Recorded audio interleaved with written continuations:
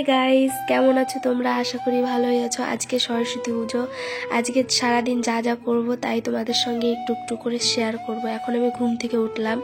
ঘুম থেকে ওঠার পর এখন কিছু কাজ করলাম, মানে ঘর বাড়ি লেপা পোছা অনেক কিছুই কাজ আছে, তো সব কিছুর ক্লিপ নেওয়া হয়নি। তো উঠোনটা লেপছিলাম হাত দিয়ে, কারণ আমাদের উঠোনটা অনেকটাই ছোট, তাই একটু দেখিয়ে দিলাম। তারপরে তাড়াতাড়ি স্নান করে উঠলাম, মাথা ধোবো তো তার জন্য স্নান করে উঠলাম, পুজো করব আমি যেহেতু না খেয়ে আছি। তারপরে একটু রেডি হলাম, এক জায়গায় যাব, একটা বাড়িতে, একটা মাসির বাড়িতে যাব একটু কাজের জন্য। তারপরে ওইখান থেকে একটু ডাক্তারের কাছে যাব। এখন রেডি হচ্ছি, মাথা টাথা আঁচড়ে একটু যাব। আমি বসে বসে মাথা আঁচড়াতে পারি না, তাই দাঁড়িয়ে নিলাম, একটু কষ্ট হয় আমার বসে বসে। তারপরে বাইরে চলে আসলাম। এই যে এইখানে আমার শাশুড়ি মা রান্না বান্না করে দোকানের।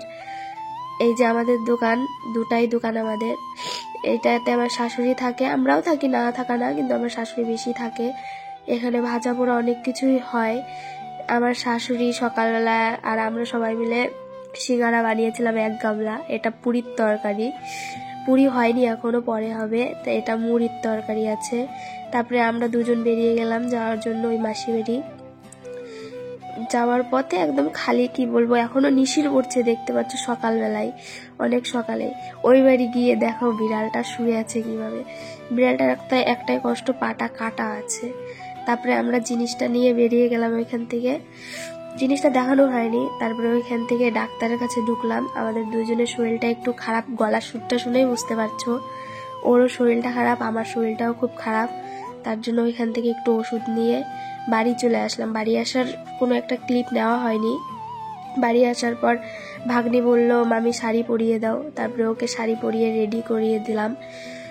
ওকে মানে বাচ্চাকে শাড়ি পরানো যে কতটা ডিফিকাল্ট ব্যাপার বোঝাই যাবে না, যে পরাবে সেই বুঝতে পারবে। একবার এদিকে নড়বে, একবার ওদিকে নড়বে, আর ছোট শাড়ি হলে বেশি ভালো হয়। তারপরে আমার শাড়িটা তো দেখেইছো তোমরা আগের ব্লগে, এই শাড়িটা আমি পরবো। এখন আমিও রেডি হব। ওকে খালি শাড়ি পরিয়ে দিয়েছি, এখন আমি আগে পরে নিই, তারপরে রেডি হব। মাসি বাড়ি যে গেলাম, দেখতে পাচ্ছ আমার গায়ে যে ব্লাউজটা আছে এটা আনতে গেছিলাম। আমার একটা ননদ আছে, সে বানিয়েছে। এখন ওকে আমি একটু সাজিয়ে গুজিয়ে দিচ্ছি, একটু সাজতে চাইছে। বাচ্চা মানুষ একটু তো ওরও ইচ্ছা করে যে একটু সাজি। ওকে রেডি করে দেওয়ার পর তারপরে আমি একটু রেডি হয়ে নিলাম।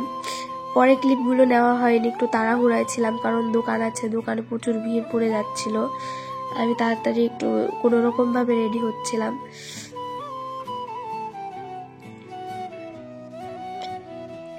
আরো অনেক রকমের মানে সিঁদুর নিয়েছিলাম, কিন্তু আমি দেখাতে পারিনি।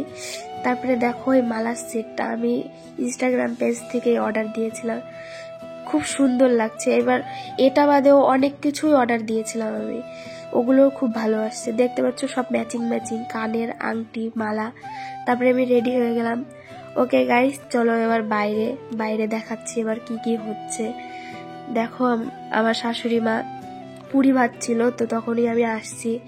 আর দেখতেই পাচ্ছ কতটা ভিড় পড়ে গেছে, অনেক দেরি হয়ে গেছিল আমার বেরোতে, তার জন্য প্রচুর ভিড় পড়ে যে কোনো অনুষ্ঠান হলে। আমাদের দেখতে পাচ্ছ পাশেই স্কুল, তো ভিড় তো পড়বেই। তারপরে আমি স্কুলে পুজো করতে পারিনি, পাশের একটা পাড়াতে আমাকে নিয়ে গেছিল, তো সেখানে গিয়ে পুজো করলাম। কারণ যে সময় স্কুলে পুজো হচ্ছিল তখন দোকানে প্রচুর ভিড় পড়ে গেছিল, তাই যেতে পারিনি। তারপরে ওইখান থেকে আমাকে সামনে দেখতে পাচ্ছ একটা ছেলে, তো ওটা আমার ভাস্তা হয়, ও আমাকে দিতে আসছিল। আমি বাড়ি চলে আসলাম। বাড়ি আসার পর একটু দোকানদারি করছিলাম, তো সেগুলো দেখানি হয়নি। তারপরে আমার দুটো ননদ চলে আসছিল, ওই ননদ দুটোর সঙ্গে আমি একটু স্কুল মাঠে গেলাম ঘুরতে। প্রচুর ভিড় হয়েছিল, দেখতেই পাচ্ছ বন্ধুরা কতটা ভিড় হয়েছিল, এত লোক, অনেক জায়গা থেকে লোক আসছিল। তারপরে আমরা একটু ভিতরে চলে গেলাম। এটা তো সকালের ভিডিও, পুজোর আগের দিন এগুলো প্যান্ডেল করেছিল সব ছাত্রছাত্রীরা, এত সুন্দর করেছিল কিনা, খুব সুন্দর হয়েছিল, ওদের হাতের কাজগুলো খুব ভালো। কিন্তু পুজোর আগে এত সুন্দর লাগছিল, কিন্তু পুজোর পরের অবস্থাটা দেখো কি অবস্থা করেছে, এতটাই লোক হয়েছে যে এটার অবস্থা আর ঠিক নেই। তারপরে আমরা একটু মন্দির দেখে মন্দিরে ওইখানে দাঁড়ালাম। এই যে মা সরস্বতী প্রতিমা দেখতে পাচ্ছ। এখানেও লোক আছে, আমি অঞ্জলির সময় যেহেতু আসতে পারিনি, ওই সময় ক্লিপও নিতে পারিনি যে কতটা লোক হয়েছিল। এই যে মা সরস্বতী। তারপরে আমরা বেরিয়ে গেলাম, ওখানে স্যার ছিল তার জন্য। বেরিয়ে যাওয়ার পর একটু ঘোরাঘুরি করছি, না করে না, তারপরে আমরা বাড়ি চলে আসছি। ওই ঘোরাঘুরির ক্লিপটা নেওয়া হয়নি। তারপরে বাড়ি এসে সব খুলে নিচ্ছি। কষ্ট হয়ে গেছে, আমি না খেয়ে আছি সারাটা দিন, আজকে না খেয়ে আছি, সন্ধ্যা হয়ে গেছিল। তারপরে সব চেঞ্জ করে নিলাম।